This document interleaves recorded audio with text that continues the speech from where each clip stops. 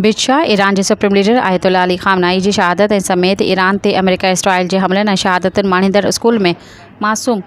शागिर्दनि समेत बेगुनाह शहरियुनि जी शहादत ते Matiari union of journalist workers ऐं मुस्लिम लीग नून मटियारी अवामी इत्तेहाद पारां बिदशाह हाल में पंहिंजे ऑफिस में अलॻि अलॻि ताज़ियती मेड़ाका कोठाया विया। इन सिलसिले में पाकिस्तान मुस्लिम लीग नून सिंध जे सदर बशीर अहमद मेमन जी हिदायतुनि ते पूरी सिंध जे हाल में रिथियल ताज़ियती मेड़ाको मुस्लिम लीग नून जे मरकज़ी अॻवान ऐं मटियारी अवामी इत्तेहाद जे चेयरमैन नसर अहमद मेमन जी अॻवानी में हाल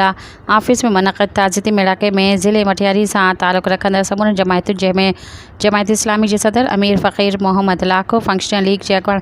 अब्दुल हमीद कुरैशी, जीएसएन मोहाज़ जे अॻवान कामरेड अब्दुल रशीद ॾेथो, एसयूपी जे अॻवान शौकत ख़ासकली, काउंसलर मंसूर अहमद समेत ॿियनि मौज़ी शख़्सियतुनि वॾे अंग में शिरकत कई। सब्सक्राइब कयो अवामी न्यूज़ HD खे ऐं ताज़ा तरीन ख़बरुनि लाइ ॾिसंदा रहो अवामी न्यूज़ HD।